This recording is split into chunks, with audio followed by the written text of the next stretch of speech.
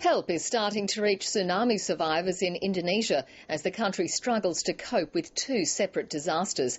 The death toll in the Mentawai Islands has topped 300, with many villages still missing. In central Java, meanwhile, at least 30 people have died after the eruption of Mount Merapi, and the search for survivors there is in full swing. Indonesia correspondent Matt Brown reports. On the remote Mentawai Islands, villagers pick through the ruins and recover what they can.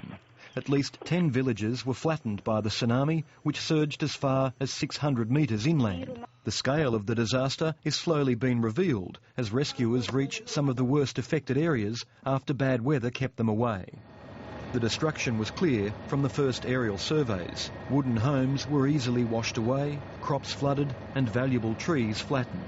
Survivors say they weren't warned of the danger. Relief supplies have been arriving at a nearby port. The Navy and Army have been sent in to help, and countries including the US and Australia have offered assistance. While Indonesia's Vice President Budiono visited the area, the country's president pulled out of a regional summit in Vietnam to head to the disaster zone. To give moral support to our citizens that have been affected by the disaster, I will fly back home to make sure the emergency response is carried out properly. 1,200 kilometres away, the danger is different and the disaster could get worse. Rescuers are still searching for survivors after Mount Merapi erupted on Tuesday. A thick layer of toxic ash covers some of the villages close to the volcano. As you can see, this village has been destroyed.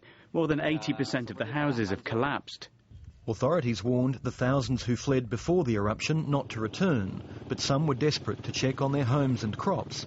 Officials say they'd hoped to avoid casualties by monitoring the volcano, but the death toll is rising and more injured are being taken to hospital. They are all still in a critical condition, though patients with burns to over 40% of their bodies. At least 40,000 people have sought refuge in temporary shelters. Matt Brown, ABC News, Jakarta.